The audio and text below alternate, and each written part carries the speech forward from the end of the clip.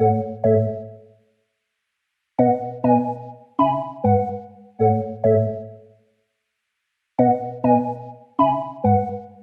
I am Sabreen Tuku. I am from Bellevue, Washington, and I'm a rising senior in high school.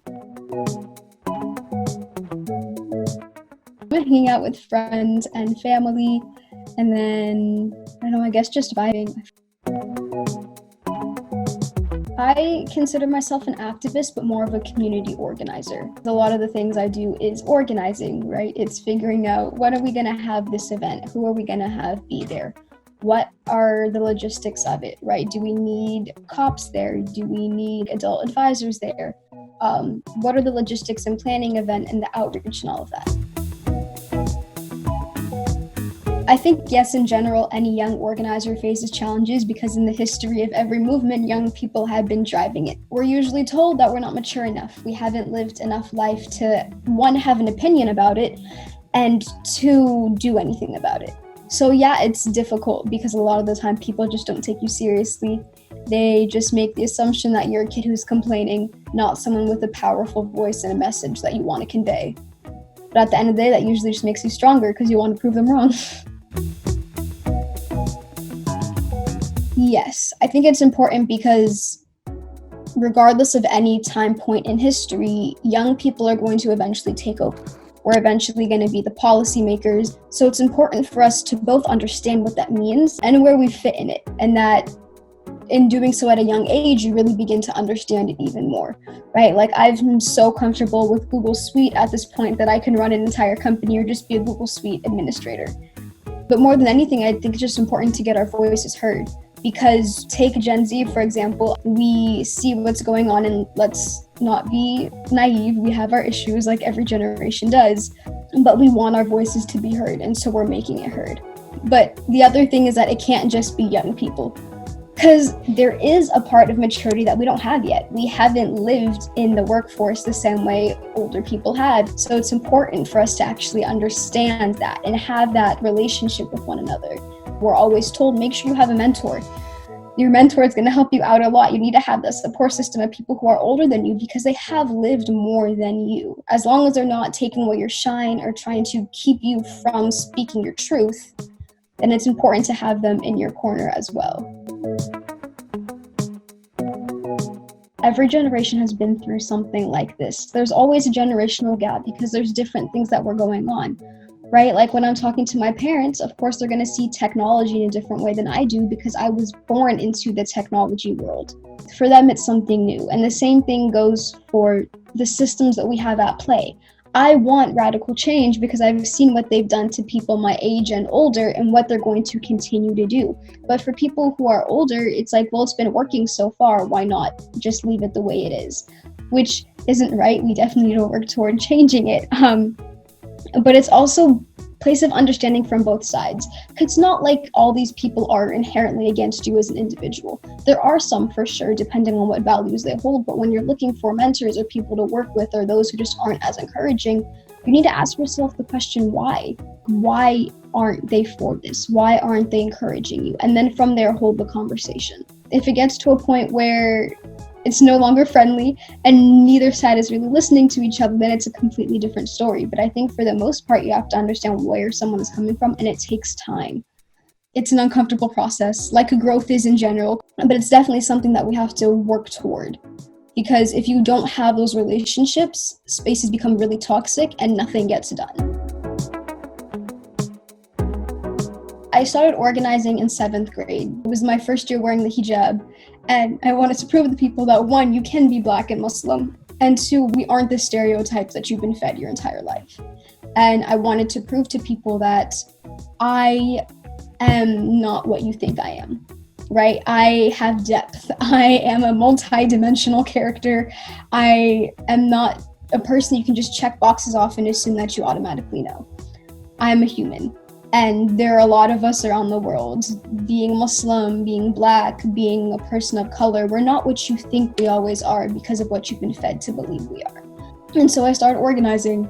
I organized with different groups, and there were both ways for me to figure out who I am, what my identity is, on my own terms, But at the same time, you learn a lot about what the organizing scene is like, and that there are going to be groups that want to tokenize you. I think the main reason that I moved toward climate organizing is because I worked with a sustainability group and I felt that my concerns as a Black person weren't being heard. That social justice and environmental justice, they work together. They're not two individual entities. And so I really went into these different facets of organizing, and I wanted to understand what it means to be intersectional. What does it mean when people say that Black people are the most affected by the climate crisis? What does it mean when people say Black women are the most affected by the climate crisis? Indigenous people are the most affected by the climate crisis? What does it mean when people talk about generational trauma? Right? So I began to work with these different groups. I worked with climate groups to understand everything under the sun that has to do with environmental justice. I work with women's marches groups to understand what women from different backgrounds and ethnicities and socioeconomic statuses deal with. And I work with Muslim groups because, again, I'm Muslim and I still want to prove to people that I'm not what you think I am based on the stereotypes that you've associated with me. One event is the Say Her Name Protect Black Women protest, which me and a mentor of mine, Reverend Bianca David Lovelace, created. And it is a space created, executed, and centered around Black women. Because a lot of the time, those voices aren't heard, they aren't cared about, and they're not part of the narrative. We wanted to create a space where Black women felt comfortable and that they were given the opportunity to speak their truths on their own terms, not other people watering down their experiences. So we created the Instagram. We're showing our demands. We're talking about who we are. We're reaching out to other groups in the area. We're asking them to post on social media because you have one person, they repost it, and they repost it, and they repost it, and you get a bunch of people showing up or people interested or donating. It's the thing I'm most proud of because for me, again, I'm in the Pacific Northwest. So being Muslim is rare, being Black is rare, being both is even rarer. A lot of the time we're told that you have to fit into this box. And if you don't, you're not being Muslim enough. You're not being Black enough. You're not fitting into the definitions we have made for you. So when we were creating it, the main thing was that this is your safe space to be whoever you are, no matter what you identify with. And we wanted the space to say, no, you are more than good enough. And everything you do is beautiful and amazing, and it should be celebrated. At the protest, we had somebody come up to the stage with the speakers and organizers and said, well, you guys don't look like terrorists. And it's really, you come to this event that's about Black women, and then you walk up to the stage and you say, you don't look like terrorists. Right? It's you put so much work into something, and still at the end of the day, people are going to see you the way they want to see you.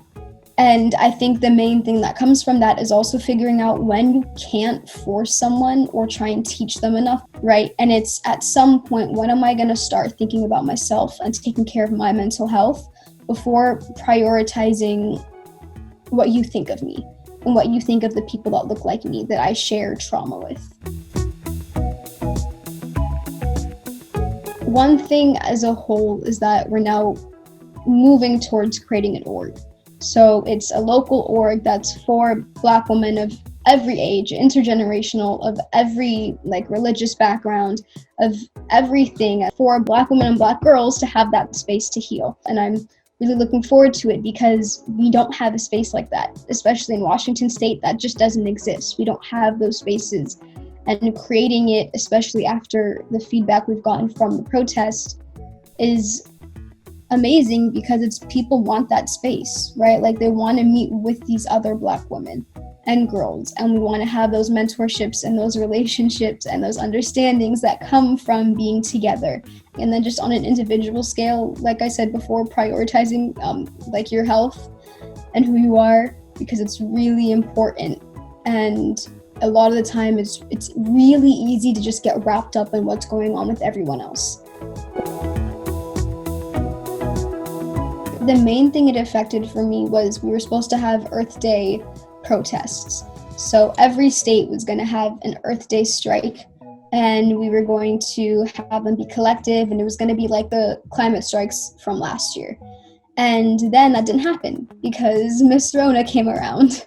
So we had to get together and we had to make webinars. Now you're seeing each other through a screen and you don't even get to see the physical representation of it in the streets.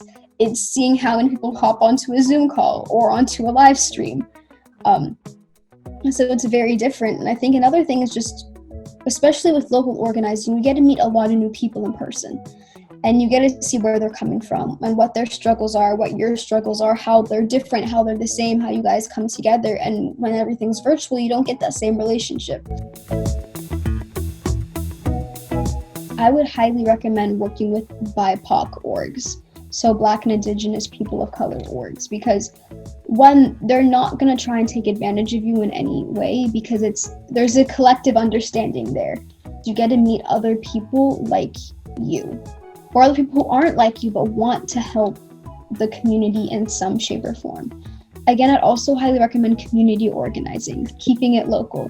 Sometimes it's great to be like, oh, but look at what this national part of the org is doing. Look how great that is. It's like, yeah, sure, but at the same time, you want to make sure you're connected with your community.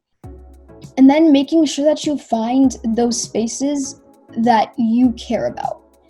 I think the main thing for me is that I pick the things that piss me off. The things that make me really, really angry and they just make my blood boil. Those are the orgs I work with and those are the causes I work with because I know I'm going to put my all into it.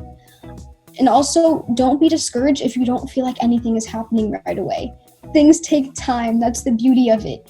If you're doing something, you see a post and no one shows up to your event the first time, that's fine. Keep on going, keep on working, keep on trying to make that change, make that difference. Don't let the momentum of the Black Lives Matter movement die down. Because remember, we're not just going for Black lives, we're going for Latinx lives, we're going for Indigenous lives, we're going for Pacific Islander lives. We're going to go after everything. And it may not always be in big crowds that we're seeing now or that we saw at the beginning of the protest. It may only be you and a couple of friends for all you know. But don't give up. Don't do it.